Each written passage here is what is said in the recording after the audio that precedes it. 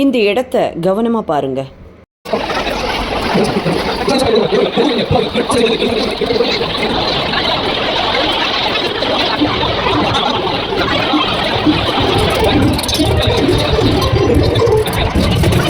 அனைவருக்கும் வணக்கம். பாபாவும் நானும் ரொம்ப நெகிழ்ச்சியான ஒரு விஷயம் நடந்தது நேற்றுக்கு ஞாயிற்றுக்கிழமை. குழந்தைக்கு யோகா டோர்னமெண்ட் காம்படிஷனில் என் குழந்தையும் பார்ட்டிசிபேட் பண்ணுறதுக்கு போயிருந்தான். 1 month தான் ஆகிறது அவன் ப்ராக்டிஸ் பண்ண ஆரம்பித்து. பட் கொஞ்சம் நல்லாவே பண்ணி நான் நேற்றுக்குன்னு சொல்லுவேன். ஆனால் அதுக்கு முன்னாடி நடந்த ஒரு விஷயம் தான் மிக அற்புதமான விஷயம். கிட்டத்தட்ட இங்கேருந்து 4 மணிக்கெல்லாம் எழுந்திரிஞ்சு சுவாமிக்கு பூஜையெல்லாம் பண்ணிவிட்டு அதுக்கப்புறம் தான் நான் கிளம்பினேன். அங்கே போய் ரீச் ஆகும்போது மணி 7:15 இருக்கும்னு நினைக்கிறேன். அங்கே போனோடனே எல்லா டீமில் இருக்கிற குழந்தைகள்லாம் வந்திருப்பாள், இவா டீமில் இருக்கிறவாள்லாம் அவளெல்லாம் உட்கார வச்சு ஒரு ஃபோட்டோ எடுத்தேன் நான். ஏன்னா அது ஒரு ஹாபி மாதிரி. எனக்கு எந்த இன்சிடெண்ட்டு எந்த ஈவெண்ட் போனாலும் முதல்ல அந்த கேங்கோட சேர்ந்து ஒரு ஃபோட்டோ எடுக்கிறது என்னோட ஒரு ஹாபி. அது சும்மா அது நம்மளோட மெமரிஸ்க்காக நான் வச்சுப்பேன், யாரெல்லாம் பார்ட்டிசிபேட் பண்ணா அப்படிங்கிறதுக்காக. அப்படி எடுத்துகிட்டு நான் என்ன பண்ணேன், என்னோடய டேபு வேணால் அங்கேயே எடிட் பண்ணி போடலாம் அப்படின்னு நினச்சிட்டு இருந்தேன் ஆக்சுவலாக. அதனால் அதெல்லாம் எடுத்துன்னு போயிருந்தேன், செட்டே எடுத்துன்னு போயிருந்தேன். போய் அங்கே வச்சுட்டு அங்கே அந்த பேனல் மெம்பர்ஸ் எல்லாம் உட்கார இடம், ஸ்டேஜ் கிடையாது, அது இல்லாமல் நிறைய ஸ்டேஜஸ் போட்டிருந்தா கீழே குழந்தைகள்லாம் பர்ஃபார்ம் பண்ணுறதுக்காக. அதில் போய் ஒரு இடத்துல உட்கார வச்சுட்டு கம்ஃபர்ட் ஆனதுக்கப்புறம் குழந்தைகளை வச்சுட்டு ஃபோட்டோ எடுத்தேன். உடனே அங்கே ப்ராக்டிஸ் பண்ணுறதுக்கு தனியாக ரூம் இருக்குது, சீக்கிரம் போங்க இடம் ஏன்னா எல்லாரும் எல்லா இடத்துலேருந்து வரோம் ஆக்சுவலாக. பாண்டிச்சேரி, திருச்சி, கரூர், கோயம்புத்தூர், பொள்ளாச்சி நிறைய பேர் வந்திருந்தாங்க. ஆக்சுவலி நிறைய இடங்கள்லேருந்து கிட்டத்தட்ட 1000க்கும் மேலே மக்கள், ஒரு 2000 பேர் கூட இருக்கலாம். எல்லாரும் குரூப் பார்ட்டிசிபேஷன் தான், எல்லாரும் வந்திருந்தா. இண்டிவிஜுவல் பர்ஃபார்மன்ஸ் இருந்தது, குரூப்பாகவும் பர்ஃபார்மன்ஸ் எல்லாம் பண்ணிட்டு இருந்தா. ஸோ அது ப்ராக்டிஸ் பண்ணுறதுக்காக நான் அந்த உள் ரூமுக்கு போயிட்டோம். நாங்கள்லாம் போனதுக்கப்புறம் போய் அந்த குழந்தைகிட்ட ப்ராக்டிஸ் எல்லாம் பண்ணி முடிச்சுட்டு எல்லாம் பண்ணிவிட்டேன். அதுக்கப்புறம் டிஃபன் இருக்குது, போய் சாப்பிட்ருங்க அப்படின்னு சொன்னான். அப்போ ஒரு 8:15 இருக்கும். போய் சாப்பிட்டு முடிச்சதுக்கப்புறம் திடீர்னு பார்க்குறேன் என் கையில் இருக்கிற டேபை காணும். நான் சொன்னேன் என் ஹஸ்பண்ட்டை, நீங்கள் எடுத்தல நீ இல்லை. என் தங்கிட்ட கேட்டேன், நீ எடுத்த நீ இல்லை. யாருமே எடுக்கல, டேப் எங்கே இருக்குன்னு தெரியல. அப்போ நான் லாஸ்ட்டாக உட்காந்த இடம் தான் ஞாபகம் வந்தது. ஐயோ, குரூப் ஃபோட்டோ இடத்துல தானே உட்காந்தேன். அது எல்லாரும் கூடுற இடம். அது நான் உங்களுக்கு இந்த க்ரௌடை பார்த்தா தெரியும். ஆக்சுவலாக என்னோட பேக்ரவுண்டில் நான் ஒரு க்ரௌடு போட்டிருக்கேன். அவ்வளோ மக்கள், எங்கே பார்த்தாலும் தலை மட்டும்தான் தெரியறது, கேப்பே இல்லை, தள்ளிட்டு தான் போனோம். அவ்வளோ கூட்டம். அந்த படியிலேருந்து இறங்கும்போது ஒரே ஒரு வார்த்தை, இந்த நாளை ஒரு கருப்பு தினமாக மட்டும் என்னை கொண்டாட வச்சிடாது. ஏன்னா அதில் தான் சுவாமியோட நிறைய மெட்டீரியல்ஸ் எல்லாம் எடுத்து வச்சுருக்கேன். நிறைய விஷயங்கள் அதை கேதர் பண்ணி வச்சது, எடிட் பண்ணி வச்சது எல்லாமே அதுக்குள்ளே தான் இருக்குது. டேபுங்கிறதுக்கு மேலே நம்ம வீட்டிலேருந்து எவ்வளோ தெரியும், நம்ம மறந்து வச்சோன்னா வீட்டிலேருந்து தான் முதல்ல திட்டு விழுகும். அறிவு இருக்கா உனக்கு, இந்த இடத்துக்கு யாராவது கொண்டு வருவாளா, பத்திரமா வச்சுக்க முடியலன்னா எதுக்கு. நிறைய விஷயங்கள் அப்படியே ஃப்ளாஷில் வந்துட்டு போகிற மாதிரி. ஒரு பக்கம் அழுக வருது, ஆனால் அடுத்த நிமிஷம் பாபா இந்த ஒரு நாளை என்னோடய வாழ்க்கையில் மறக்க முடியாத தினமாக, கஷ்டப்படுற தினமாக மட்டும் பண்ணிடாதுங்கோ அப்படின்னு ஒரே ஒரு வேண்டுதல் சொல்லிவிட்டு கடன்னு இறங்கி வரேன். கண்ணெல்லாம் இருட்டிட்டு வருது பயம்.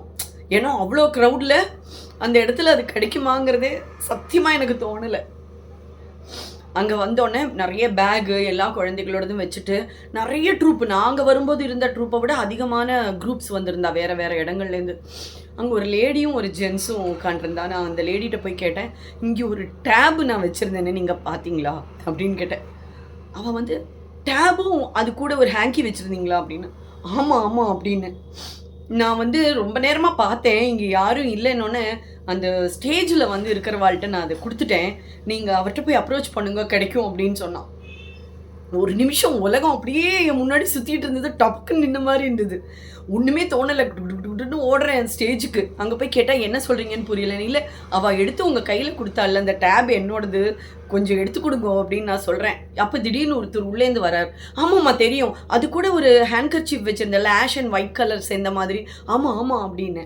உடனே அவர் இடத்துல என் கையில் கொடுத்தார். ஒரு நிமிஷம் மூச்சு விடுறதுக்கே கஷ்டப்பட்டேன் நான். ஏன்னா இவ்வளோ க்ரௌடில் இத்தனை நேரம் கழிஞ்சு வச்சு இந்த பக்கம் திரும்புறதுக்குள்ளே காணாமல் போயிடும் பல பொருள். ஆனால் இவ்வளோ நேரம், கிட்டத்தட்ட 2 மணி நேரம், அதுக்கப்புறமா 2 மணி நேரம் ஆக போகிறது. அந்த டைமில் நான் வரேன். எத்தனை பேர் அந்த இடத்த க்ராஸ் பண்ணியிருப்பா, எத்தனை பேர் வந்திருப்பா, எத்தனை ஃப்ளோட்டிங் பீப்புள் அந்த இடத்துல வந்துட்டு போயிருப்பான்னு என்னால் கெஸ் பண்ண முடியும். அது இந்த க்ரௌடை பார்த்தா உங்களுக்கும் புரியும். அந்த ஸ்டேஜை நான் காமிக்கிறேன் பார்த்தீங்களா, என்னோட பின்னாடி ஓடின்னு இருக்கிறது பார்த்தீங்கன்னா உங்களுக்கே தெரியும் பக்கத்துலேயே அந்த இடத்துல. அதுக்கப்புறம் நான் ஒவ்வொரு நிமிஷமும் அவள்கிட்ட பேசினேன். அவள் பேர் அப்பர்ணா. அவள் வந்து ஹெச்ஆர்ஆ ஷீ இஸ் ஒர்க்கிங். அவள்கிட்ட எல்லாம் நின்று செல்ஃபியெல்லாம் எடுத்துட்டேன். அவளோட பிக்சர் கூட நீங்கள் பார்க்கலாம். இப்போது ரொம்ப தேங்க்ஸ்ன்னு சொன்னேன். அவள் எப்படி எதிர்பார்த்து அதை பண்ணினான்னுலாம் எனக்கு தெரியாது. ஆனால் அவள் கண்டிப்பாக நான் பாபாவை பார்க்குறேன். அந்த அரை செகண்ட் 30 செகண்டுக்குள்ளே நான் பட்ட வேதனை அது மட்டும் காணாமல் போயிருந்ததுன்னா பல வருஷம் அதான வேலைன்னு மறக்கவே முடியாது நம்மளால். ஏன்னா நம்ம தெரிஞ்சு கொடுத்துட்டோமான பிரச்சனை இல்லை, தெரியாமல் அதை இழக்கும் போது அதனுடைய பெயின் என்ன இருக்குன்னு என்னால் மட்டும்தான் சொல்ல முடியும். அது எவ்வளோ இம்பார்ட்டண்ட்டுங்கிறது எனக்கு மட்டும்தான் தெரியும். நான் நினச்சேன் அவளுக்கு நான் என்ன பண்ணுவேன், ரொம்ப நல்ல பொண்ணு, அவளை தான் என்னால் சொல்ல முடியும். என்ன பண்ணுறதுன்னு தெரியல. அவளை நான் எப்படி என்னோட நன்றியை காமிக்கிறதுன்னு எனக்கு புரியல. அப்போது கரெக்டாக என்னமோ தெரியல, பெருமாள் ரூபத்தில் அவரோட பேரை வச்சுட்டு அங்கே ஒரு அனௌன்ஸ்மெண்ட் போச்சு. என்ன அப்படின்னா, ஒருத்தர் அந்த மைக்கை பிடிச்சின்னு அனௌன்ஸ் பண்ணுறா, இந்த பணப்பைய சுஜாதாங்கிறவா ஃபுல்லாக பைசா, லக்ஷ்மி தேவி உள்ளே இருக்கா, பாலாஜிங்கிறவர் இதை என்கிட்ட கொண்டு வந்து ஒப்படைச்சார், மனிதம் இன்னும் வாழறது, இதுதான் அவர் சொன்னது.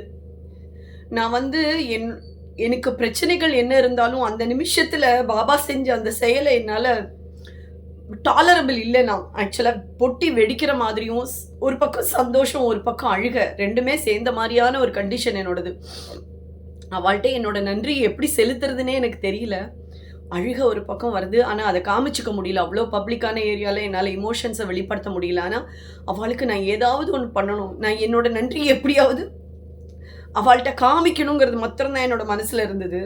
அவர் அனௌன்ஸ் பண்ணிவிட்டு, யாரோடது இந்த பணப்பையோ தயவு செஞ்சு இங்கே வந்து கலெக்ட் பண்ணிக்கோங்க, பாலாஜிக்கு எவ்வளோ பாராட்டுகள் கொடுத்தாலும் தகாது, அதனால் தயவு செஞ்சு அவருக்கு கைத்தட்டல் கொடுங்கன்னு சொன்னோன்னு அடுத்த நிமிஷம் என்னால் அங்கே உட்கார முடியல. எந்திரிச்சிட்டேன். எங்கே போகிற அப்படின்னு கேட்டார். இல்லை, இது வந்து அவருக்கான ஒரு வாய்ப்பாக எனக்கு கொடுக்கல கடவுள். நான் வந்து திக்பிரமா பிடிச்ச மாதிரி இருக்கேன், என்ன பண்ணுறதுன்னு தெரியாதனால பெருமாளே இறங்கி வந்து பாபா ரூபத்துலேயோ இல்லை இந்த இவா ரூபத்தில் எனக்கு சொல்கிறார், அந்த நன்றியை நீ இப்போவே காமிச்சிடு அப்படின்னு சொல்லிட்டு, அதை நான் சொல்லி ஆகணும், அதுக்கெல்லாம் ஈடு இணை இல்லை அந்த ஹெல்ப்புக்கெல்லாம் அப்படின்னு எனக்கு மனசில் தோணிது. அவர்கிட்ட சொன்னேன், காலையில் 7:15 மறந்து வச்ச ஒரு பொருளை 8:45 9 கரெக்ட் என் கையில் அது கிடைக்கும்போது 9 மணிக்கு நான் அந்த இடத்துல டேபிளில் போய் கேட்குறேன்.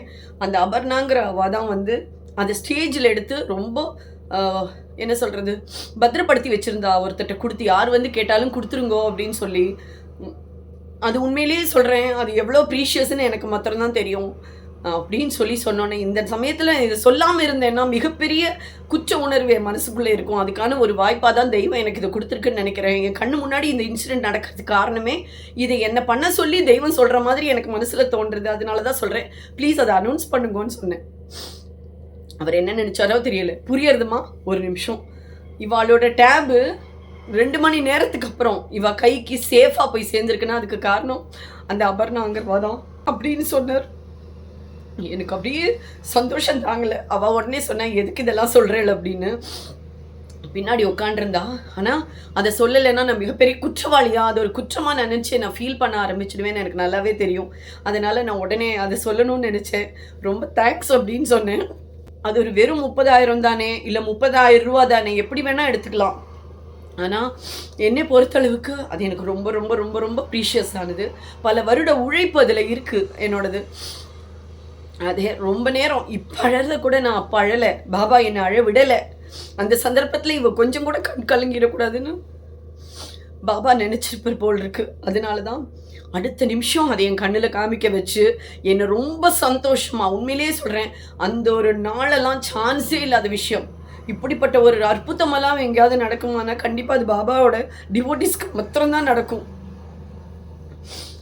இதை நான் உங்கள்கிட்ட பதிவு பண்ணுறதுக்கு என்ன காரணம்னா, நான் ஆக்சுவலாக நேற்றுக்கு 5 விளக்கு வச்சு பூஜை ஆரம்பித்தேன் பாபாவுக்கு. அது வேறொரு விஷயத்துக்காக தான் நான் அதை சங்கல்பம் பண்ண ஆரம்பித்தேன். நேற்றுக்கு ஆரம்பித்தேன். அது நம்ம சில டிவோட்டிஸ்க்கு மாத்திரம்தான் நம்ம குழுவில் தெரியும்.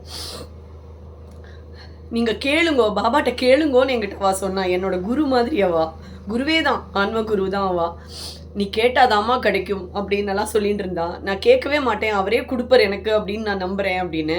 இல்லை, உன்னோட பிரச்சனையை தீர்த்து வைக்க சொல்லு, நீ எனக்கு இது வேணும்னு கேட்க வேண்டாம், தீர்த்து வைக்க சொல்லு அப்படின்னு என்கிட்ட சொன்னான்.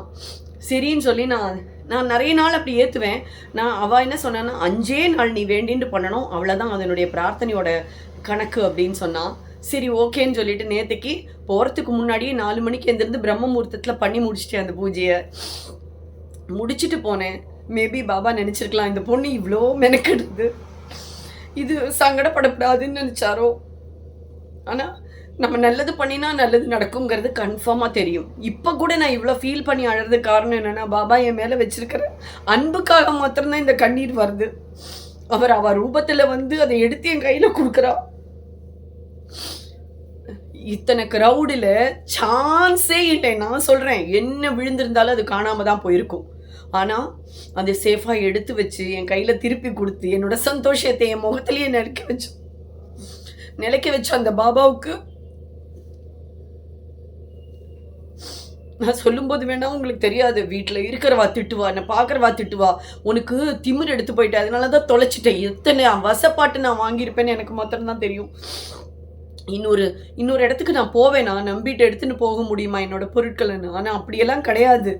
நம்ம எங்கே இருந்தாலும் நம்மளை சுற்றி அவர் இருக்காருங்கிற நம்பிக்கை அது இன்னும் ஸ்ட்ராங்காக ஒவ்வொரு தடவையும் அவர் நிரூபிச்சுட்டு தான் இருக்கார். பாபாவை நீங்கள் எங்கே நம்பி போனாலும் சரி, உங்களோட பொருள் எங்கே இருந்தாலும் சரி, அது கண்டிப்பாக தொலையாது.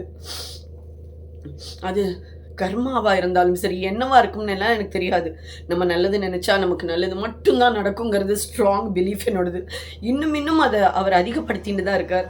எனக்கு அவரோட அனுகிரகம் கிடைக்கிறது, அவர் கூடவே இருக்காருன்னு சொல்லும்போது அதுக்கெல்லாம் ஈடுனையே கிடையாது. அப்புறம் நான் உங்களுக்கு ரொம்ப ரொம்ப ரொம்ப தேங்க்ஸ். இந்த பதிவை நீங்கள் பார்த்தேன்னா கண்டிப்பாக நீங்கள் எனக்கு ஃபோன் பண்ணுவேன்னு எனக்கு தெரியும். ஏன்னா ஒவ்வொருத்தரும் அபர்ணா மாதிரியோ, அட்லீஸ்ட் அபர்ணாவை பார்த்தவா அவளை மாதிரியோ, இல்லை அந்த பாலாஜி மாதிரியோ எத்தனையோ பேர் நம்ம உலகத்தில் இருக்கா. நமக்குன்னு வேணும்னு நினைக்கிறது கிடையாது. அடுத்தவா பொருள் அடுத்தவாளோடதுன்னு நினைக்கிறவா இருந்தாலே போதும். இந்த உலகத்தில் திருட்டு, கொள்ளை, ஒவ்வொரு எந்த கெட்ட விதமான விஷயங்களும் நடக்காதுங்கிறது தான் உண்மை. அடுத்தவாளோட பொருள் அவள் கஷ்டப்பட்டு சம்பாதிச்சிருக்கா, நம்மளை மாதிரி தான் அவளும் கஷ்டப்பட்டிருக்கான்னு தெரிஞ்சாலும் அதற்கு உதவி செய்ய நினைச்சாலும் அவள்லாம் கடவுள் ஸ்தானத்துக்கு சமம். ரொம்ப ரொம்ப நன்றி.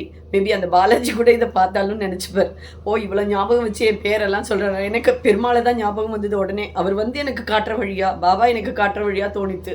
அதனால தான் உடனே இந்த பதிவை உடனே கொடுக்கணுங்கிறதுக்காக இன்றைக்கே நான் இதை சொல்கிறேன். ரொம்ப தேங்க்ஸ். உங்களுக்கும் இது மாதிரியெல்லாம் எக்ஸ்பீரியன்ஸ் இந்த மாதிரியெல்லாம் அனுபவங்கள் இருந்ததுன்னா தாராளமாக பாபாவும் நானும் @gmail.comக்கு தாராளமாக நீங்கள் இமெயில் பண்ணலாம். உங்களுடைய அனுபவங்களும் வழங்கப்படும்.